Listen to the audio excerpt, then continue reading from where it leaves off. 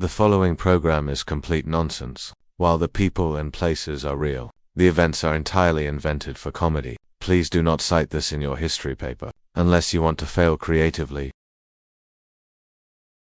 Everyone knows the story of the Trojan War. Helen of Troy, 1,000 ships, wooden horses, 10 years of bloodshed. But the truth is, none of that mattered.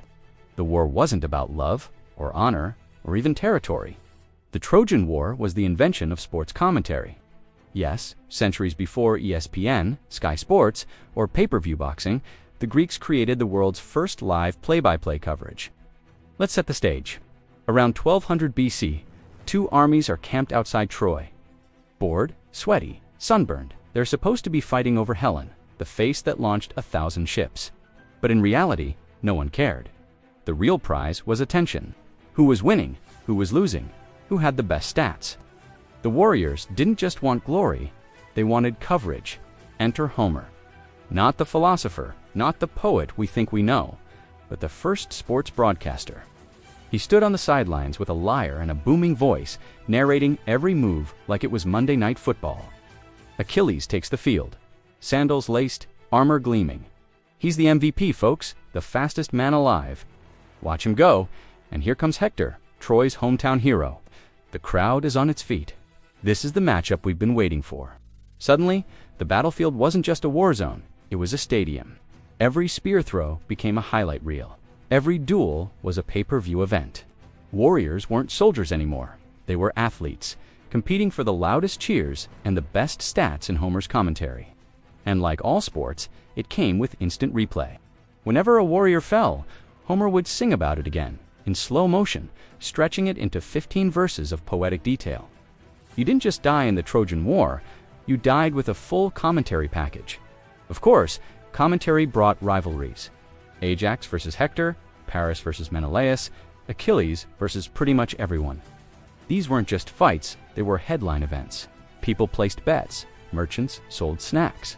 One scroll even advertised, "See Achilles versus Hector."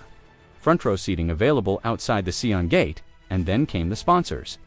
The gods, naturally, were the first advertisers. Athena sponsored Odysseus, giving him the ultimate brand deal: wisdom, strategy, and a free shield polish. Ares sponsored anyone who promised maximum violence. Hermes ran sideline interviews, and Zeus, he claimed exclusive broadcast rights from Mount Olympus. All thunder, all the time. Brought to you by Zeus, the Trojan Horse. That wasn't strategy, that was halftime entertainment. The Greeks were losing ratings. Viewership was dipping. People were tired of endless spear throwing and shield bashing. So Odysseus, ever the marketing genius, invented the wooden horse, the world's first stunt. Think of it as the Super Bowl halftime show, except instead of fireworks, you got surprise murder. The audience loved it. Ratings skyrocketed. Troy was eliminated in the finale, and Greece walked away with the trophy. Helen, the title belt, and all the bragging rights. But sports commentary didn't stop there. Once the war was over, Homer took his commentary on the road.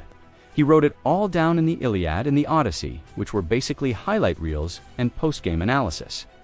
The Odyssey in particular was just a season of Where Are They Now?, following Odysseus as he faced Cyclopses, Sirens, and a very angry Poseidon. Think of it as the first sports documentary series. The legacy lived on.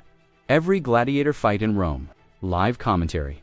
Every medieval joust, narrators in the stands, the World Cup, just Achilles versus Hector, replayed forever with shin guards. Even today, when a commentator screams goal, they're channeling the spirit of Homer, the original hype man of war. So don't believe the myths. The Trojan War wasn't about Helen. It wasn't about gods and destiny. It was about broadcasting. It was the invention of sports commentary. The moment when war became entertainment, and entertainment became eternal. The Greeks didn't fight for glory.